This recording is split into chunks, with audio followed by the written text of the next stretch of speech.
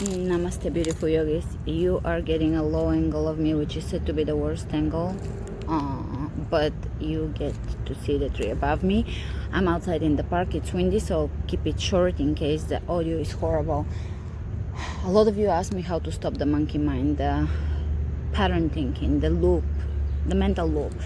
Because I did the mental detox a few years ago, and it resonates with some of you. I obviously don't have an answer to any of those questions because everything is individual, but what worked for me is because if you think about yourself, nothing good will come out of it. You will never have a beautiful, peaceful thought. If you think about what others think of you, that is the same. What if others thought of you what you think of you? Is that okay?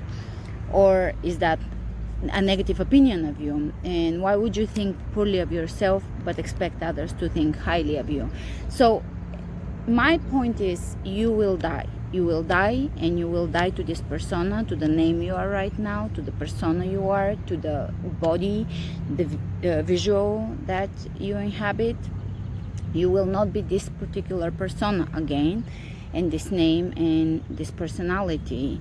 So it really, ultimately, all those things do not matter. We're here to grow spiritually, to serve, to enlighten our soul, even our mind. And what others think of us does not matter. How I don't think is I just go about my day thinking what I'm gonna do. I get inspired about ideas and philosophical ideas, spiritual ideas. I study spiritual subjects, and my mind really goes there.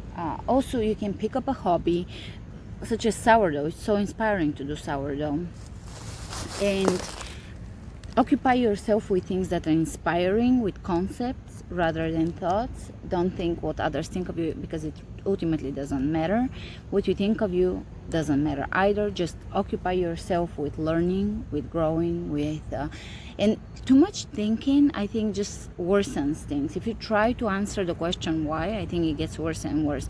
If, for example, you have anxiety and you start digging why, oh, I have this condition, oh, this happened to me in the past. The deeper you dig, I think, the more you think, and it snowballs on you. So ultimately, this is a very quick video because there is no answer to the question. I just think we have to stay inspired. We have to keep the mind empty. We shouldn't think about ourselves as much as we can. How we do that is by staying inspired, by learning other things, philosophy, concepts.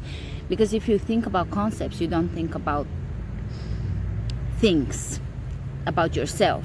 And that's how you liberate yourself of yourself. Also through yoga meditation, TM meditation, movement meditation, walking, admiring nature, admiring everything around you, extending love, not caring if people like you or not. Just send love and don't worry about it. But that's about it. Let's skip it at this because I don't want to lose a whole video if the audio is bad. To continue on the subject of no inner dialogue, or how to stop yourself from thinking. Jenny, what do you have to say about it? What I was saying earlier is that there's 3 kinds of karma: thought, words, and action. So it starts with your thoughts, and you have to completely have no inner dialogue. And as soon as you have one thought, it'll trigger another thought, and it snowballs. And then you got to start over. You don't have to start over again, but then it's hard to clear it. So, you start off in the morning, with maybe positive affirmations or no affirmations at all, and just clearing your head. And the way you clear your head is usually breathing or yoga. Yeah. And then, and then something might happen that maybe you get emotionally triggered by something, then have that thought, and then it'll get the ball rolling, and then more thoughts come from that. So it's really just a matter of, and you just keep working on it. Yeah. In order to keep your mind completely clear and to have no thoughts about yourself, because when you have thoughts about yourself, those are generally negative thoughts. They tend to be, yeah. What's good is always waking up in the morning and just expressing appreciation right away. Like, thank you, thank you, thank you, thank you, thank you, thank you.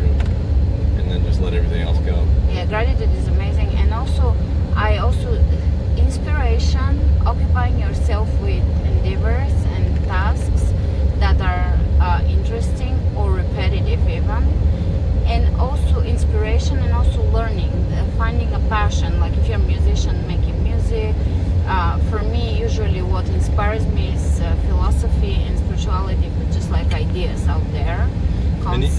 or even the mundane. That's the whole thing mundane. about Zen. Chop wood, carry water. Yeah.